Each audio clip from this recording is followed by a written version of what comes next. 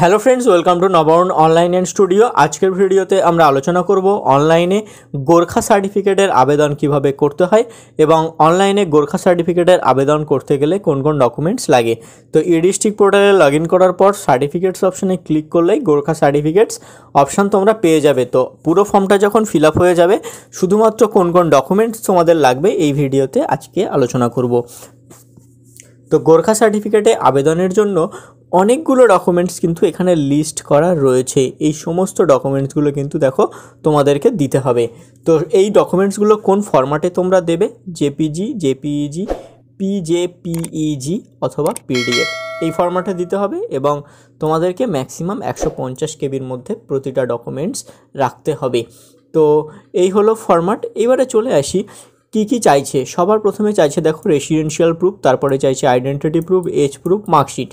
তো residential proof হিসেবে কোন কোন ডকুমেন্টস ব্যবহার করা যাবে, তো এই আপলোড অপশানে ক্লিক করলে দেখো রেসিডেন্সিয়াল প্রুফ হিসেবে ব্যবহার করা যাবে রেশন কার্ড, ল্যান্ডের দলিল, খতিয়ান বা ট্যাক্স রিসিভ ফ্রম গ্রাম পঞ্চায়েত, মিউনিসিপ্যালিটির জন্য রেসিডেন্সিয়াল ল্যান্ড, এগুলো ব্যবহার করা যাবে। হাউস রেন্ট রিসিভ ব্যবহার করতে পারো বা ইলেকট্রিক বিলও ব্যবহার করতে পারো ফর রেন্টেড হাউসের জন্য। আর original certificate from garden manager, গ্রাম পঞ্চায়েত বা প্রধান, ঠিক আছে, ফর টি গার্ডেন রেসিডেন্টস। তো যদি চায়ের এলাকায় হয়, মানে যে এলাকাতে চাষ হয় সেই এলাকার বাসিন্দা যদি তুমি হয়ে থাকো, তাহলে কিন্তু তোমাকে অরিজিনাল সার্টিফিকেট ফ্রম গার্ডেন ম্যানেজারের থেকে অরিজিনাল সার্টিফিকেট নিতে পারো, গ্রাম পঞ্চায়েত বা প্রধানের থেকেও সার্টিফিকেট নিতে পারো। তো এই ডকুমেন্টসগুলো তুমি রেসিডেন্সিয়াল প্রুফ হিসেবে ব্যবহার করতে পারবে।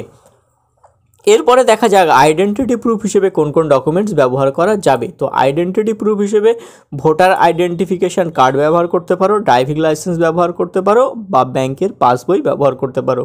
এই তিনটে কিন্তু তুমি ব্যবহার করতে পারো নিজের আইডেন্টিটি প্রুফ হিসেবে। তারপরে দেখা যাক এজ প্রুফ হিসেবে কোন কোন ডকুমেন্টস ব্যবহার করা যাবে। এজ প্রুফ হিসেবে যখন ব্যবহার করা যাবে বার্থ সার্টিফিকেট এবং সেকেন্ডারির অ্যাডমিট কার্ড, সেকেন্ডারি এক্সামিনেশনের অ্যাডমিট কার্ড কিন্তু তুমি বার্থ সার্টিফিকেট হিসেবে ব্যবহার করতে পারবে, এজ অফ প্রুফ হিসেবে ব্যবহার করা যাবে। এরপরে আসছে মার্কশিট। তো মার্কশিট কোন ক্লাসের মার্কশিট লাগবে না, হাই সেকেন্ডারি, প্রাইমারি বা সেকেন্ডারি যে কোনো ক্লাসের মার্কশিট কিন্তু তোমাদেরকে সাবমিট করতে হবে। তারপরে দেখো এখানে ফাদার গার্জিয়ানস ইনকাম প্রুফ। তো বাবার বা গার্জেনের ইনকাম প্রুফ হিসেবে কোন কোন ডকুমেন্টস না, সরাসরি কিন্তু ইনকাম প্রুফটাই কিন্তু তোমাদেরকে ব্যবহার করতে হবে। অর্থাৎ তুমি চাইলে এখানে স্যালারি সার্টিফিকেট বা গ্রামের প্রধান থেকে ইনকাম সার্টিফিকেট বা যে স্যালারিটা অ্যাকাউন্টে আসে তার যে স্টেটমেন্ট, ব্যাঙ্ক স্টেটমেন্ট, সেটা কিন্তু তুমি ব্যবহার করতে পারো ইনকাম প্রুফ হিসাবে। তারপরে চলে আসছি এখানে father or guardians occupation proof, কী কাজ করে, তো যে কাজ করে সেই কাজের আইডেন্টিটি কার্ড এখানে শো করলে হয়ে যাবে। তো সেই আইডি কার্ড কিন্তু এখানে প্রোভাইড করলে অকুপেশন প্রুফটা ব্যবহার করতে পারবে। তারপরে আসছে কমিউনিটি স্ট্যাটাস। তো কমিউনিটি স্ট্যাটাসে কোন ডকুমেন্টস আপলোড করা যাবে, দেখো সার্টিফিকেট বাই গ্রাম প্রধান বা panchayat, certificate from MLA, certificate from MP, এগুলো কিন্তু তুমি ব্যবহার করতে পারবে কমিউনিটি স্ট্যাটাস হিসেবে। তারপর রিসেন্ট পাসপোর্ট সাইজ ফটো তোমাকে দিতে হবে এবং সেই ফটোকে গ্রুপ এ টাইপ গ্যাজেটেড অফিসারের দিয়ে সাইন করাতে হবে, তাহলেই কিন্তু সেই ফটো গ্রাহ্য করা হবে। তো এটাও কিন্তু এখানে তোমাদেরকে আপলোড দিতে হবে। সেলফ ফটোগ্রাফ, আবেদনকারী নিজের ফটো দেবে।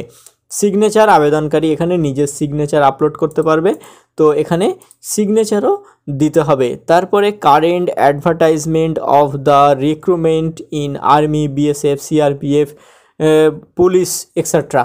তো যদি তোমরা আর্মি, বিএসএফ বা পুলিশ এই পদের জন্য আবেদন করো এবং সেক্ষেত্রে গোর্খা সার্টিফিকেটের প্রয়োজন হয় এবং তুমি যদি গোর্খা কমিউনিটি থেকে বিলং করো, তাহলে যে অ্যাডভার্টাইজমেন্টটা বার হয়েছে তোমার জবের ক্ষেত্রে, সেই অ্যাডভার্টাইজমেন্ট নাম্বার কিন্তু এখানে ই-ডিস্ট্রিক্ট পোর্টালে সাবমিট করতে হবে। তো এক্ষেত্রে কি করবে, তোমরা সরাসরি কিন্তু নোটিশটা এখানে আপলোড দিতে পারো, ঠিক আছে, বা যে পেজে অ্যাডভার্টাইজমেন্ট রয়েছে সেই পেজের অ্যাডভার্টাইজমেন্টের নাম্বারটা কিন্তু এখানে তোমরা সরাসরি আপলোড দিতে পারো। তারপরে employment exchange card, employment exchange card mandatory নয়, তো এখানে শুধুমাত্র থাকলে তোমরা প্রোভাইড করবে, না থাকলে ছেড়েও দিতে পারো। এনি আদার রিলেভেন্ট ডকুমেন্ট হিসেবে তোমরা আধার কার্ড ব্যবহার করতে পারো। তো এই সমস্ত ডকুমেন্টস আপলোড দেওয়ার পরে এখানে সেভ অ্যান্ড নেক্সট অপশানে ক্লিক করবে। সেভ অ্যান্ড নেক্সট অপশানে ক্লিক করলে এই ফর্মটা কিন্তু সাবমিট হবে। এই ভিডিওতে তোমরা জানলে গোর্খা সার্টিফিকেটের আবেদনের জন্য কোন কোন ডকুমেন্টস প্রয়োজন হয়। পরের কোনো ভিডিওতে তোমাদের অবশ্যই জানিয়ে দেব গোর্খা সার্টিফিকেটের অ্যাপ্লিকেশনের জন্য কিভাবে অ্যাপ্লিকেশন ফর্মটা তোমাদেরকে অনলাইনে ফিল আপ করতে হয়। তো আজকের ভিডিওটি এই পর্যন্তই, দেখা হচ্ছে পরের ভিডিওতে। যদি ভিডিওটি ভালো লেগে থাকে চ্যানেলটিকে সাবস্ক্রাইব করে আমাদের পাশে থেকো। Thank you, good bye.